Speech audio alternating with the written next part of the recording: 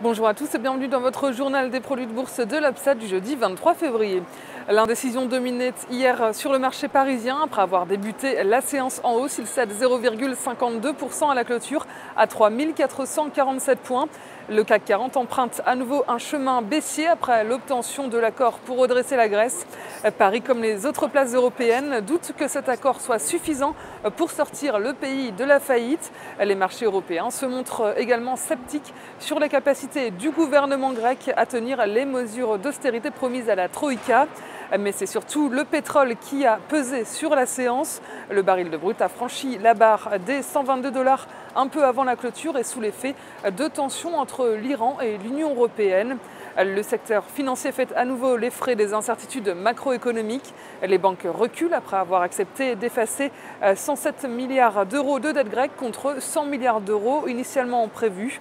Société Générale recule donc de 4,42%, Crédit Agricole cède 3,76%, BNP Paribas 2,82%.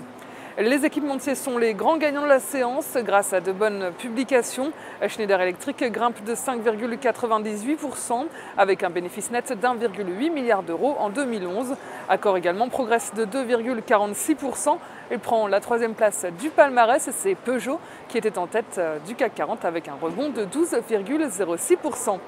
Wall Street, comme les marchés européens, marque une pause avec les inquiétudes persistantes sur la Grèce. Dow Jones et Nasdaq terminent tous les deux dans le rouge avec respectivement moins 0,21 et moins 0,52%. Quelques déceptions, notamment du côté des publications, chez Dell en particulier, le géant du PC qui perd 6%.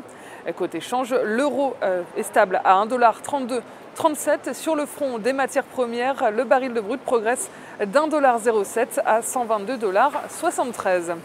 La valeur du jour, c'est aujourd'hui l'opérateur France Télécom. Graphiquement, le titre s'est posé sur une importante zone de support à 11,05 € et s'affranchit d'une oblique baissière en place depuis octobre 2011. Par ailleurs, les moyennes mobiles à 20 et 50 jours tendent à se retourner à la hausse, privilégier un rebond technique vers 12,10 € et 12,35 €, et ce tant que le support des 11,05 € n'est pas enfoncé. La stratégie qui vous est proposée pour jouer cette valeur, c'est l'achat du Warrant Call France Télécom à 1296 T d'Unicredit au prix d'exercice de 10 € et d'échéance au 1er juin 2012.